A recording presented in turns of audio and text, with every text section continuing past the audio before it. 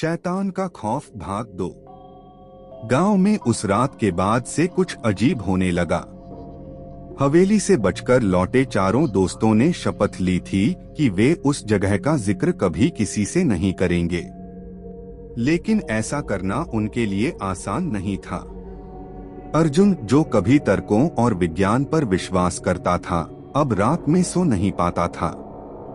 हर बार आंखें बंद करते ही उसे वही डरावनी परछाई दिखाई देती। एक दिन गांव के पुजारी ने अर्जुन को मंदिर बुलाया। तुम्हारे चेहरे पर गहरा डर दिख रहा है बेटा, क्या बात है? पुजारी ने पूछा। अर्जुन ने पहले तो मना किया, लेकिन पुजारी के बार बार जोर देने पर उसने सारी कहानी सुना दी। पुजारी सुनकर गंभीर हो गए। उन्होंने कहा, उस हवेली में जो शक्ति है वह सिर्फ एक आत्मा नहीं बल्कि शैतानी ताकत है।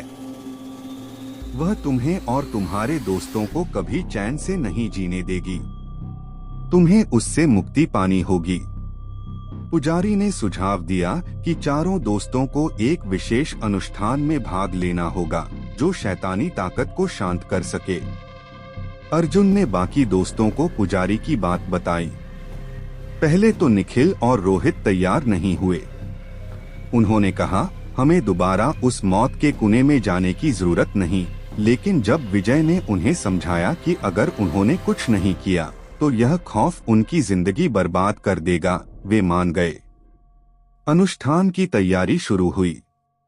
पुजारी ने बताया कि अनुष्ठान को सफल बनाने के लिए उन्हें फिर से हवेली में जाना होगा।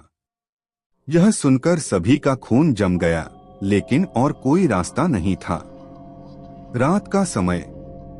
चारों दोस्त और पुजारी आधी रात को हवेली पहुंचे।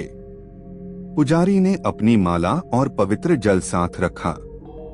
जैसे ही वे हवेली के अंदर घुसे, वही खौफनाक बदबू और अजीब सन्नाटा उनके चारों ओर छा गया।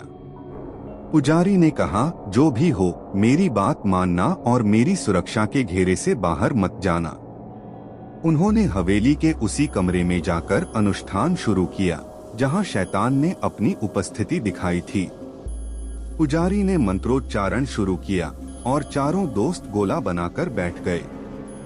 अचानक हवेली के दरवाजे और खिड़कियां फिर जोर जोर से बंद होने लगी। तेज हवा चलने लगी और एक भयानक चीख से पूरा कमरा गूंज उठा। तुमने गलती की, यहाँ वापस आकर वही गूंजती हुई आवाज सुनाई दी।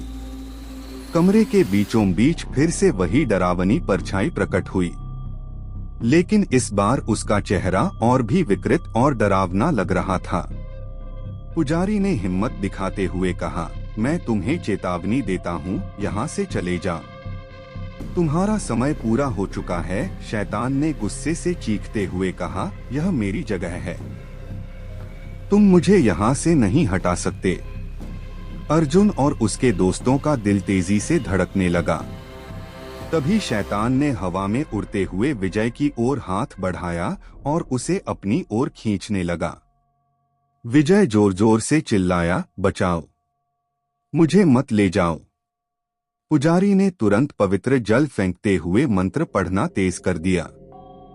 जैसे ही जल शैतान पर गिरा, वह जोर से चिल्लाया और पीछे हटने लगा। हवेली की दीवारों से धुएं की परतें निकलने लगीं। शैतान ने एक आखिरी बार कहा, यह खत्म नहीं हुआ, मैं वापस आऊंगा, और वह गायब हो गया। अंतिम मुक्ति। अनुष्ठान पूरा होते ही हवेली का माहौल अचानक शांत हो गया। हवेली अब पहले जैसी खौफनाक नहीं लग रही थी। पुजारी ने बताया, यह शक्ति पूरी तरह खत्म नहीं हुई है, लेकिन फिलहाल इसे रोक दिया गया है। अब यह जगह छोड़ दो और दोबारा कभी मत आना। चारों दोस्तों ने गांव लौटने पर राहत की सांस ली, लेकिन वे जानते थे कि यह सिर्फ एक लड़ाई थी। शैतान का खौफ उनके दिलों में हमेशा रहेगा। वे अब यह भी समझ गए थे कि कुछ रहस्य ऐसे होते हैं जिन्हें छेड़ना कभी कभी जानलेवा हो सकता है।